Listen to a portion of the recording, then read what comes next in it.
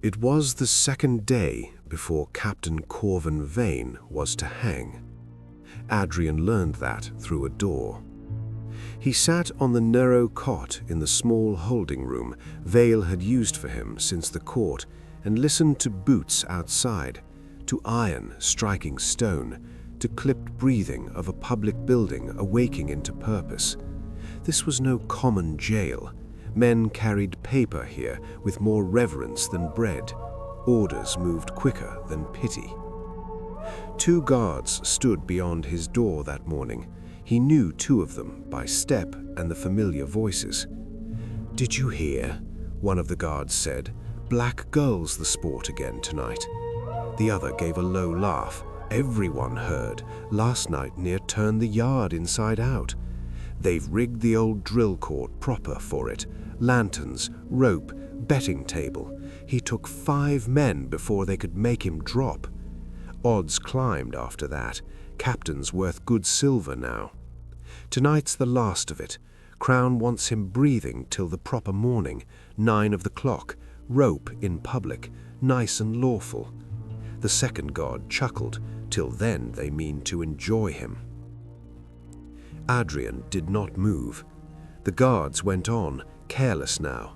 "Whole courts rabid for it," one said.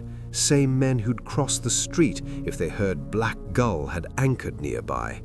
They laughed. Adrian set both hands flat on the cot until the trembling stopped. Corvin alive for 2 more days.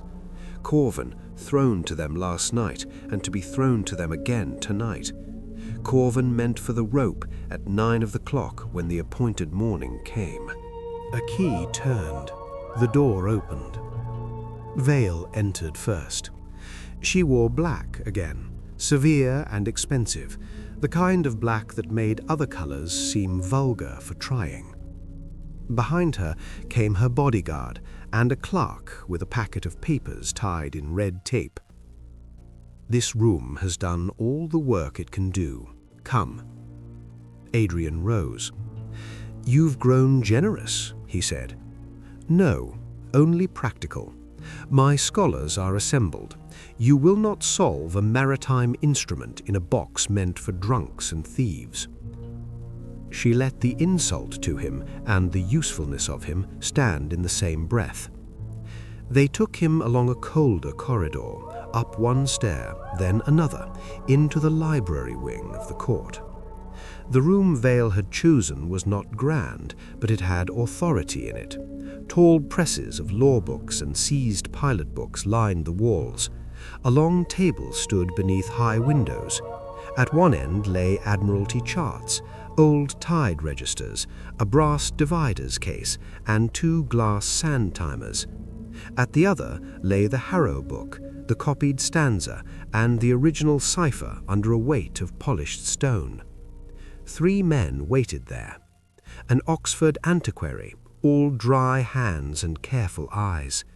A professor of maritime myth from Cambridge who wore skepticism like lace at his throat. And a Crown historian from Gresham College, useful to ministers because he could make old paper sound like policy. Vale introduced them to Adrian by title and university, then took her place at the head of the table. The Gresham historian spoke first. "Cursed shore does not exist in any formal survey, not in Admiralty charts, not in seized Dutch pilots, not in the shipping examinations taken out of Plymouth, Dover, or the Downs. If you go looking for that name in the real world, you find nothing." The Cambridge professor lifted a finger. "Not nothing," he said. "You find its shadow. Warning names, evasive names, fishermen's names." The Gresham man nodded once. "Yes, the same cluster recurs under other forms. Dead Queen's Landing in one Cornish account, Widow's Reach in a French one, and most often in Channel testimony, the Lost Island." The Oxford antiquary bent over the cipher. "Which means the professors were right and the sailors were wrong?" asked Vale. "No," said the antiquary. "It means the sailors knew enough not to use one name where 3 would serve. Men do that when a place is feared, disputed, or only safe under certain conditions. The Cambridge professor took that up at once. "And the pattern is too old to dismiss," he said. "Ballads differ, depositions differ, tavern retellings differ, yet the bones remain strangely fixed. A hidden land in Western Channel water, a false approach, a tide condition, a queen or siren in some form.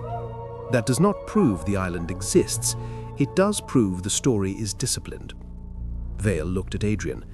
"So," said Vale, "Cursed Shore is not a true coast name. It is what frightened men call a place they do not understand. And Lost Island is the nearest thing we possess to a real-world referent." "Yes," said the Gresham historian, "that is the soundest conclusion available from the records." The antiquary touched the paper only with the back of one finger. "But the paper is stranger than the name," he said. "This sheet was folded repeatedly and by practiced hands. See the wear at the corners, the pressure along these lines, the tiny notchings here. It was used, not merely stored, handled in sequence, perhaps aligned against light or edge." The Cambridge professor leaned in now without mockery. "A pilot's aid?" he asked. "Possibly," said the antiquary, "or part of one." Vale turned to Adrian. "You have until the appointed day. After that, he hangs at 9. Tell me what this is, how it works, and whether it can keep a ship alive." Adrian stepped to the table. "It is not a gentleman's puzzle. It is a pilot's instrument hidden inside a story." The Cambridge professor's mouth thinned. "It is writing. Writing can be copied. This was made to be handled." He touched the scrap. "It does 3 things. Folded one way, it calls or confirms the light. Opened another, it separates the true mouth from the false ones. In the smallest marks, it keeps soundings and tide turns. Not enough for a landsman, enough for a captain." "Soundings," said the Gresham man. "Depth, bottom, pull of tide, the sort of truth men trust when the horizon lives." The antiquary bent lower. "These tiny cuts along the folds," he murmured. "Counts. Yes, the memory of leadline work." The Cambridge professor gave a small, disbelieving laugh. "You expect us to believe a wisp points the way?" Adrian turned to him. "No, I expect you to believe the sea may answer in older forms than you prefer. The light gives the quarter. After that, a captain still must read the water." He looked at Vale. "Then find me cause enough to hold the rope." The work began in earnest. Hours passed under grey window light and the slow rasp of turning pages. The antiquary tested folds. The Gresham man searched depositions for old warning names. The Cambridge professor argued with both and grew meaner whenever Adrian proved right too quickly. Vale watched the sand timers and replaced them herself when they emptied. From beyond the stone walls, a bell marked the quarter, and Adrian felt the sound like another hand laid on the rope. In that afternoon, Adrian found the first seam. Folded one way, the cipher showed nonsense. Folded another, 3 broken arcs joined. Folded a third, the arcs became an eye set inside a ring. Not the answer, but its shape. Moon's eye, water's ring, an instruction rather than a drawing. It was more than an emblem. The folds forced a position. Light had to sit in the ring. Water had to hold it. The page was not only telling a pilot where to look, it was teaching the body how to ask. Not magic without method. Method arranged so precisely it could pass for superstition. He reached for a tide register lying at the far end of the table. The young guard beside the window moved too quickly to help him, too pleased to be useful. That one had been watching Adrian all morning in the sour, over-eager way of a man who mistook proximity for privilege. "Careful," said the guard, "my lady wants no damage." Adrian looked at him, then past him to the side door leading into the archive press room. An idea opened. By dinner time, Vale was called away briefly by the marshal from the court. Half the household attention had drifted toward the yard below, where Black Gull was the evening sport, and even the library felt thinned by appetite. The scholars had gone downstairs to study sailing guides seized at Falmouth in the archive room. The over-eager guard remained with Adrian. Adrian lifted the cipher and said, "The fold marks answer against reflected light. I need the narrow glass from the side press, third shelf in the case with brass corners." The guard frowned. "I'm not to leave you." "Then fetch the antiquary," Adrian said, already irritated in tone, "and explain that you let the one useful moment die because you were afraid of a room full of books." The guard flushed. "I can fetch a glass." "Then do it quickly." The guard went through the side door. Adrian did not waste the beat. He crossed to the same door, slipped through, and took the narrow porter's stair beyond it instead of the main press room. He moved down one flight, then another, guided by noise more than sight. Lantern light, shouting, coin. The old drill yard lay below in a square of torchlight and mud. They had dressed it like a fair and a slaughterhouse at once. Rope barriers, lantern hooks, crates dragged into tiers, a clerk at a side table taking wages as carefully as if he were recording import tax. Young courtiers, guards off duty, petty officials, rivermen with silver to spend, all gathered to see how much punishment a legend would hold before it stopped resembling a man. At the center stood Corvin Vane. He was shirtless. They had stripped him for spectacle. At 6'7", he rose over the ring like something forced out of the wrong world and chained by mistake. Bruises worked dark along his ribs. Blood marked one side of his mouth. One wrist still wore an iron cuff with a broken length of chain hanging from it. He stood anyway. 4 men ringed him. A nobleman near the crates shouted, "Take his legs!" Another shouted, laughing, "No blades, I paid for hands." The first rushed high. Corvin caught the blow, drove an elbow under the man's jaw and sent him sprawling. The second went for Corvin's injured side. Corvin took the hit, grunted once, and answered with the broken cuff swung hard enough to split skin. The third and fourth came together. Corvin turned, took one by the coat and threw him into the other. The yard howled. This was not justice. Not even cruelty with purpose. It was appetite given permission. They had made a cockfight of him. Adrian was already moving before he knew he had chosen it. He went down the last stair, under the rope at the edge where the crowd had broken formation to see better, and into the ring's dirty margin, just as the 4th man went down on one knee, coughing blood. Someone shouted, "The pretty witness!" That reached Corvin. Corvin lifted his head. For a heartbeat, the earth emptied of everything except recognition. Adrian came to him. Corvin swayed once from spent breath and bruised ribs. Adrian caught him by the shoulders, the first true touch since Adrian was snatched from Corvin's fleet. Corvin's hitch breath. Corvin said, "You're alive." "I will get you out from here, I promise," Adrian said. Corvin bent toward him the barest amount. Then, low enough for Adrian alone, Corvin said, "Solve it." Adrian looked at the ring of faces, the betting clerk, the men eager to see Corvin turned monster and Adrian turned proof. Words would not defeat that story here, or fast enough. So Adrian chose the crueler weapon. He caught Corvin by the jaw and kissed him. It was brief, bloody, and public, a knife drawn through the middle of the lie while half the court watched. The ring fell silent. Then the silence broke into argument.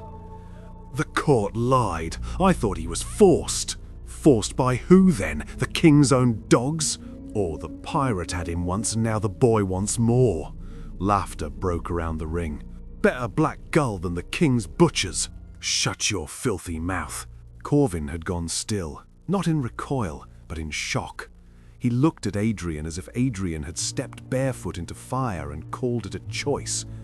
For one stunned beat, Corvin tasted blood and the impossible fact of being chosen. He liked it with a force that nearly unsteadied him more than the blows had. Then sense struck after desire. Adrian had not done it for softness. He had done it before half the court, with the whole city hungry to ruin him. Fool boy, Corvin thought, with something perilously close to tenderness. Clever, ruinous boy. He wanted to drag him back and kiss him properly. He wanted to shake him for handing his own throat to the knives. Above all, he wanted Adrian out of that yard alive. Boots crashed in. Hands seized Adrian and tore him back.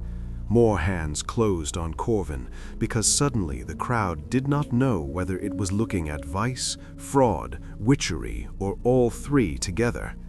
Vale stood beyond the ring in black silk, untouched by the mud, watching the damage rearrange itself. "What was that?" Vale said quietly when Adrian was hauled before her. Adrian met her eyes. "A correction," Adrian said. Vale's expression hardened, then sharpened into calculation. She looked once towards Corvin, once towards the arguing crowd, and once at Adrian's closed fist. Then she said, "Take him back to the study room. Not below to the old holding room, but to a locked chamber off the library passage, where Vale could keep both him and the cipher under her hand." As Adrian was dragged past the rope, one guard shoved a folded scrap into his palm and closed his fingers over it in the same motion. The note was from Smith. "If you get one true thing worth his life, mark the sill with 3 gull wings at dawn. We watch."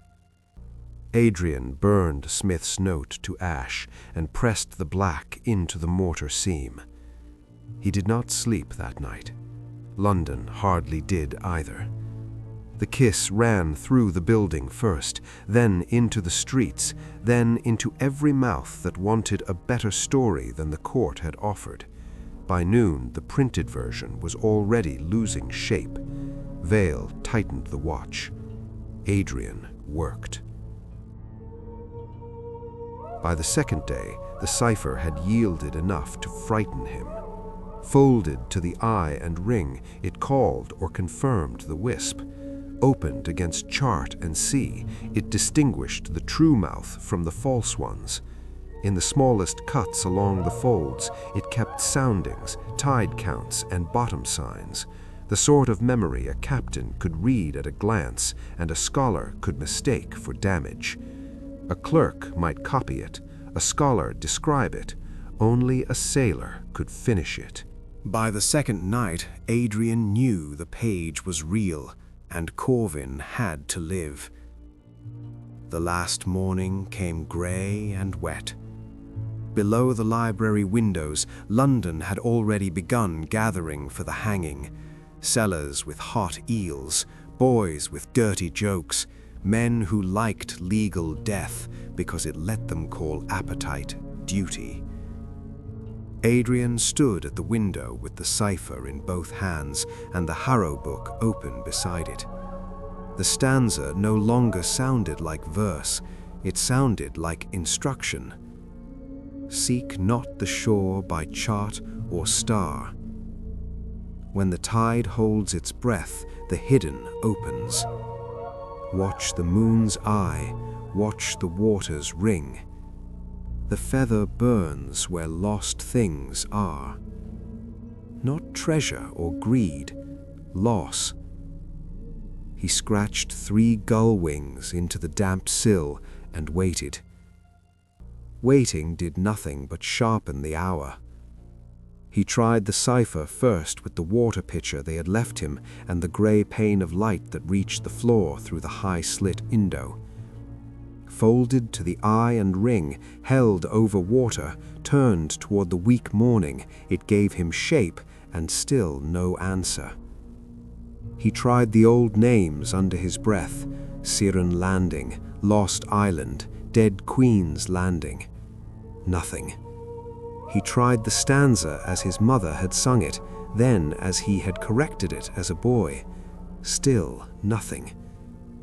The page gave position, not mercy. He was not losing an argument with a page. He was losing minutes, and the page knew it. It told him where eye, light, and water must meet. It did not tell him what human truth had to be laid there to wake the rest. Boots passed twice in the corridor outside. Keys answered once.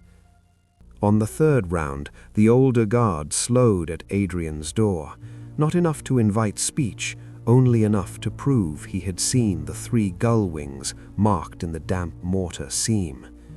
Then he moved on. Adrian waited until the sound of him faded. At the next pass, something clicked softly at the lower bars, a scrap of rag tied round a pebble. Adrian stooped and palmed it before the younger guard at the stair could glance in. The message inside was brief. Dock, north side, before the rope settles. No name. It did not need one. Adrian closed his hand around the scrap. Smythe was not inside the walls. Good. Better. That meant Black Gull still had eyes close enough to matter. He went back to the cipher, back to the fold, back to the line that would not open. Not treasure or greed. Loss. Something in that word would not leave him, not what a man sought, what had been taken. When the bolts drew at last, Adrian had the cipher hidden in his sleeve, and no answer were for hanging. 2 guards came for him. The older one kept his face blank. The younger one carried himself with the brittle importance of a man trusted too briefly and enjoying it too much. "Move," he said. Adrian stepped into the passage. The library wing had gone hollow with morning. Doors shut, scholars gone, work cleared away, only the grey light at the high windows and the muffled swell of London gathering below for lawful death. They turned towards the main stair. Adrian did not. He twisted hard, drove his shoulder into the younger guard's chest, and broke for the north service passage with the cipher clenched in his hand. "Stop him!" A hand caught the back of his coat and jerked him sideways. He struck the wall shoulder first. The older guard seized his arm. The younger came in cursing, reaching for Adrian's throat. Then another man hit the passage like a thrown blade. Smythe. He caught the younger guard under the jaw with the heel of his hand, hard enough to snap the man's head back into the panelling. Before the older guard could turn, Smythe drove him into the wall, wrenched the baton from his grip, and struck once at the temple. The younger guard lunged, half-stunned. Smythe met him in the narrow space, slammed him back against the presses, and buried an elbow in his ribs so deep the breath went out of him like torn cloth. "Can you run?" Smythe said. Adrian was already moving. Behind them, one of the guards made a broken sound and tried to rise. "He's escaping!" the younger man shouted, voice cracking down the stairwell. Good, Adrian thought wildly. Let them know it. Let Vale hear it at the rope. They plunged down the north stair, through a side court slick with rain, and out into the lane where Smythe had left the horse blowing steam. "Doc," Adrian said. "Aye," Smythe said, hauling him up. "Before the rope settles." He caught Adrian by the arm, shoved him up into the saddle first, then swung up behind him in the same motion, one arm bracing Adrian, the other gathering the reins. "Hold fast," Smythe snapped. Then he drove the horse forward. They burst out of the lane hard enough to scatter a pair of boys carrying eel baskets. Behind them, the alarm broke through the court like dropped iron. Men shouted. A whistle shrilled once, then again. Adrian twisted in the saddle, trying to look back. "Don't," Smythe said against his ear. "Look ahead." They hit the river road at speed. Rain needled Adrian's face. The cipher was crushed in his fist. Smythe's chest was a solid force at his back, the reins jerking hard across Adrian's ribs each time the horse fought the bit and found it again. A shot cracked behind them. The horse flinched under them. Smythe gave a short, sharp breath. For one terrible instant, Adrian thought it was the animal. Then warmth struck across his side. Not rain, blood. He turned his head. Smythe was still upright, jaw locked hard, but his left shoulder had gone dark at once. Blood ran down his sleeve and slicked the hand he had braced against Adrian's waist. "You're hit. Not dead." Another shot whipped past and struck sparks from stone ahead. Smythe bent low over him, forcing both of them closer to the horse's neck. "Stay down." His voice had gone rough, but the reins never loosened. He drove the horse through the bend, off the broader road and into a narrower lane choked with carts, washerwomen and dirty filth. People shouted and leapt aside. A man cursed them from the seat of a wagon. A dog vanished under its axle, barking. Adrian could feel Smythe weakening behind him in small, ugly measures, not falling, not yielding, just losing blood one heartbeat at a time. "You must stop," Adrian said. "And let them rope him?" Smythe hauled the horse left, scraping past a brewer's dray so close Adrian's knee struck wet wood. "No, my lord, captain first." They broke out onto the approach to Execution Dock, with the river beyond it, grey as iron and crowded black with heads. The rumour had beaten them there. So had the law. At the far end of the lane, the press of people clogged the way almost solid. Smythe cursed under his breath and drove the horse straight at the narrowest opening. The crowd broke late, shouting as the animal shouldered through. Someone struck at the bridle. Smythe lashed once with the loose rein and sent the hand away. His left arm failed then, just for a breath. "Smythe!" Adrian shouted. "Still here," Smythe said through his teeth. He caught the rein again one-handed, blood running freely now from the torn shoulder, and forced the horse the last yards through mud and shouting until the dock opened before them. A bad thought made timber over the river. "There!" Adrian shouted, though they had both seen it. Corvin was already on the stair. Then the bell struck. One hard note rolled across the river. Another followed. 9. The hour they meant to kill him. Adrian felt the sound go through him like iron. Smythe hauled the horse up so hard it nearly slid. A stir ran through the dock crowd before Adrian even hit the ground. "Harrow!" someone shouted, and the name went fast from mouth to mouth. A woman laughed sharp enough to carry. "There! The pretty witness comes running after his pirate." "Go!" Smythe said. Adrian was off the saddle at once. He hit the ground running, then looked back. Smythe had not dismounted. He was bent forward over the pommel, pale in the rain, one hand clamped to his left shoulder, the other still clenched around the reins. "Go!" he shouted. "Don't waste it." Adrian ran for the dock. A few minutes earlier, the city had already begun to walk Corvin to the river. By the time they brought Corvin out for the river, the rumour had outrun the printed sheets. Yesterday the court had made him a beast and Adrian a ruined witness. By morning, Adrian's kiss had torn a hole through that lie, and London had done what London always did with blood in a story. It worried the gap wider. So when Corvin came into the street, the crowd was waiting. They had stripped him near naked, down to his drawers. No coat, no shirt, no boots. His wrists were chained before him. Another chain ran from the iron at his throat to 2 guards who thought metal was the same thing as mastery. Bruises darkened his ribs and shoulders. Blood marked one side of his mouth. Mud struck first, then peel, then fish guts. "Pirate!" someone shouted. "Rapist!" shouted another. "Look at the size of the brute," a woman called from an upper window. The pretty boy must have been sore for days. That won a hot burst of laughter. Then a woman's voice cut down from an upper window. Then why did the boy kiss him? That changed the crowd, not softer, but meaner. Because the court lies, a bargeman shouted. A guard barked, "Mind your mouth." "Mind your king," the bargeman shouted back, and laughter broke hard through the rain. "Black Gulls feels cleaner than Whitehall." "Aye, and asks less tax besides." The jeers came thicker after that, half filth, half politics. Corvin kept walking. That was what they angered them most. At the steps down to Execution Dock, he slipped once on muck and blood. Only once. The rope waited.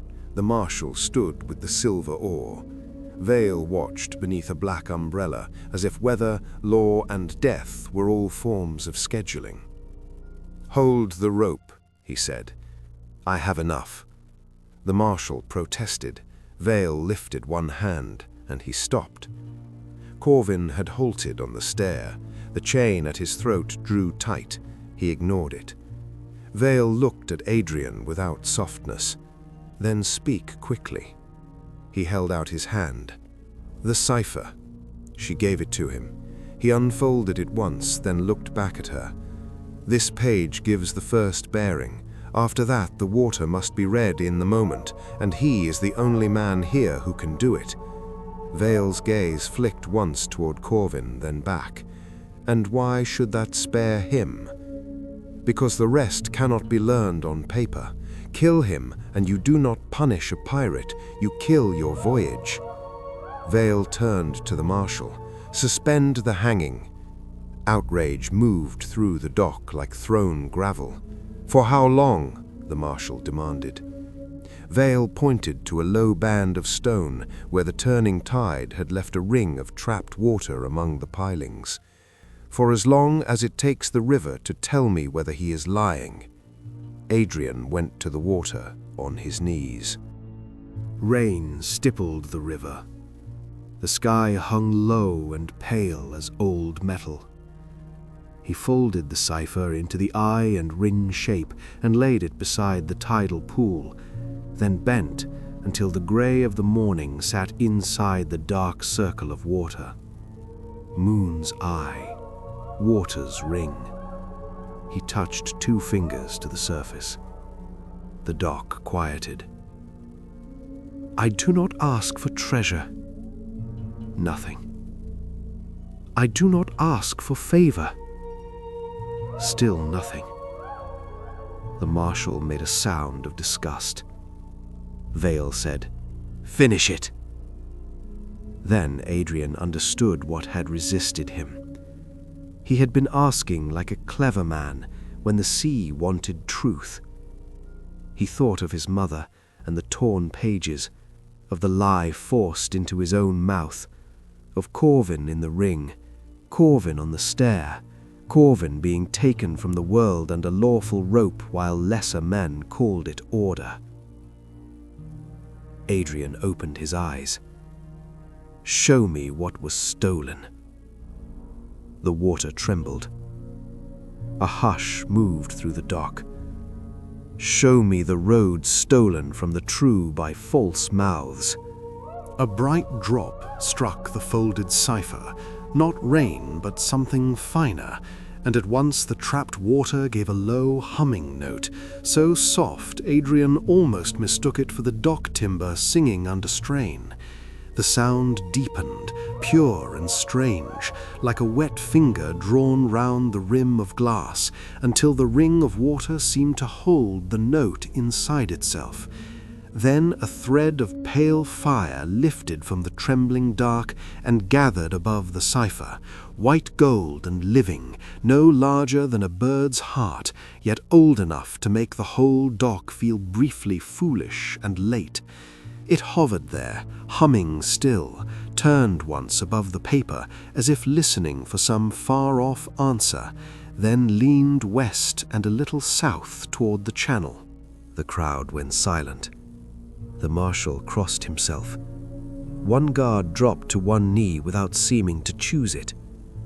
Vale looked at the wisp with naked hunger for one dangerous second. Adrian did not move. The wisp dipped once toward the cipher and was gone. Gone. Ahead. Vale turned at once. "Remove the rope!" The marshal stared. "My lady, remove it. Captain Vane does not hang this morning." The dock erupted. Corvin heard little of it. His eyes were on Adrian. Adrian rose slowly, wet through and shaken from spent fear. Between them still stood guards, Iron, Law, and Vale. Even so, the look that passed between them felt cleaner than the rest of the morning. Vale cut across it before anything softer could grow. "Captain Vane returns to secure hold," she said. "Double the watch. No private sport, no further handling without my word." Then she looked at Adrian. "You have bought him time," she said. "Now buy me passage." Adrian steadied his breath.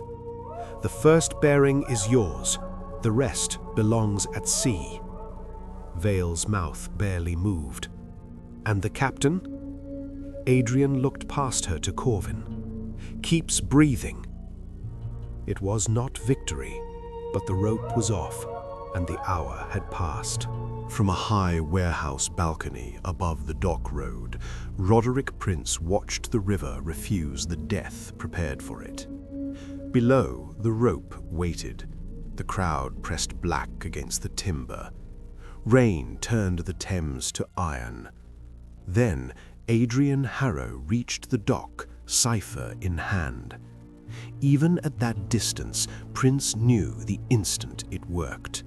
The boy held page, water, and light together, and the river answered. A white-gold wisp rose over the grey surface and turned outward, pointing the way to the feather. Prince smiled, slowly. "So," he murmured, "you found the compass." Below, the rope broke into shouting, the noose denied, order failing. Prince scarcely looked at any of it now. His attention had shifted to the window beside him. His reflection stood there in the warped glass. Then it changed, not into another man, into something dead. His face drew long and grey, the mouth spread too wide, the eyes went pale and filmed like something that had waited too long under black water. For one beat, he did not move. The smile remained on his real mouth. It vanished from the one in the glass. "No, no, no," Prince said softly while holding his face. The thing in the window smiled back, and below, at the dock, Adrian Harrow still stood with the cipher in his hand.